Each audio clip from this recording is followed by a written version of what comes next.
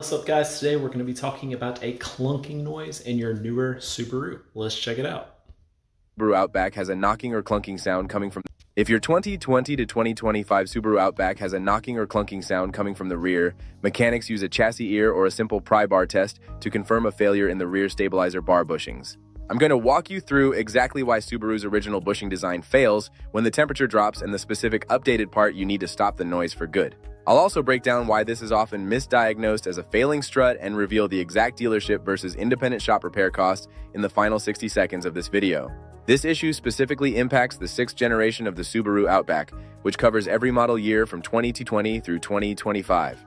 While the technical service bulletin focuses on the Outback, these vehicles sit on the Subaru global platform, meaning the 2020 to 2025 Subaru Legacy is built with the same rear suspension architecture and uses the same failing part number. Most drivers notice this symptom during the first few miles of driving on a cold morning. You'll hear a rhythmic thud or a metallic-sounding clunk every time the rear tires pass over a speed bump, a pothole, or even just uneven pavement. It sounds like something is loose in the cargo area, perhaps a loose spare tire or a jack rattling against the floorboard.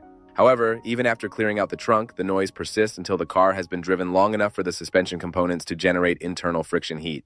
A common wrong assumption is that the rear struts have blown out or that the sway bar end links have snapped. While those parts do fail, a bad strut usually results in a bouncy ride or visible oil leaking down the shock body. A bad end link typically makes a much sharper, higher-pitched clicking sound. This specific clunk is a deep, muffled knock that is directly tied to the physical properties of the rubber used in the factory bushings. The engineering failure here comes down to thermal contraction and material durometer. The stabilizer bar, or sway bar, is a thick steel rod that connects the left and right sides of the suspension to keep the car level during cornering. It is held in place by two rubber bushings that are supposed to provide a tight, cushioned pivot point. In the original design, labeled as part number 2464AN0A, the inner diameter of the bushing was manufactured with a clearance that was slightly too large. When the ambient temperature drops, physics takes over. The steel sway bar stays relatively stable in size, but the rubber bushing contracts significantly as it hardens in the cold. This creates a microscopic gap between the bar and the rubber. Because the sway bar is under immense torque and constant movement, that tiny gap allows the bar to physically hammer against the inside of the bushing and the metal mounting bracket.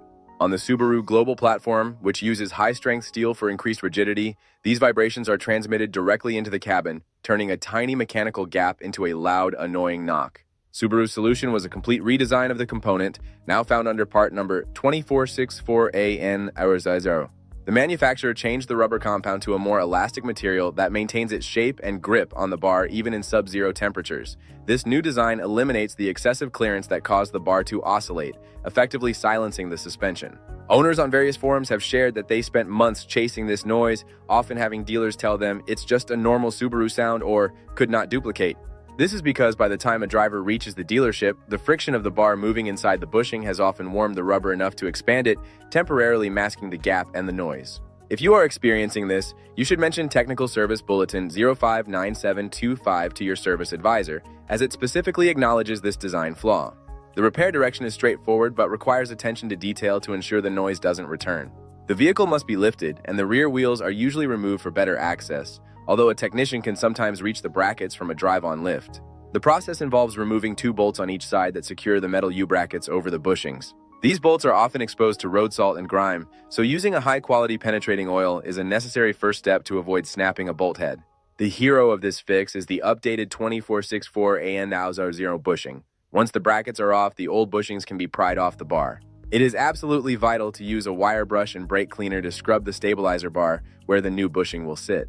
If there is any rust scaling or leftover rubber residue on the bar, the new bushing won't seat correctly and you'll end up with a squeak instead of a clunk. When installing the new part, the split in the bushing should be oriented exactly as the original was, which is typically facing the front of the vehicle. Some technicians recommend a light coating of silicone grease on the inner diameter, but the revised Subaru part is designed to be installed dry against a clean bar. The most critical step for a DIYer or a mechanic is the final torque. You should snug the bolts down, but the final tightening should ideally happen when the vehicle's weight is back on its wheels. This prevents clocking or preloading the rubber, which can lead to premature wear and more noise down the road.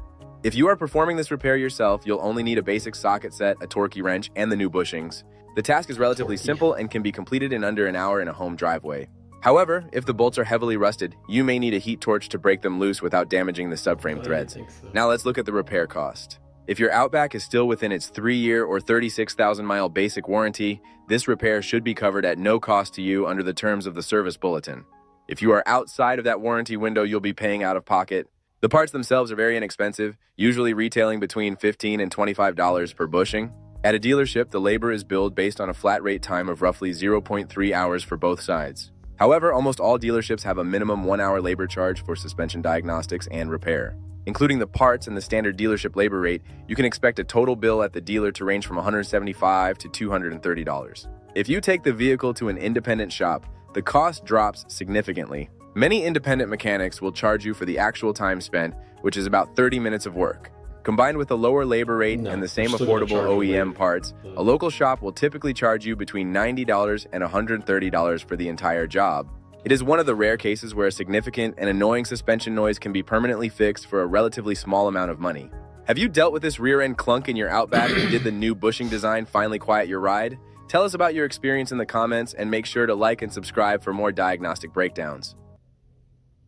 Yeah, an independent shop is never just going to charge you what it costs and do it faster and charge you cheaper. That's kind of what was implied, what was being said.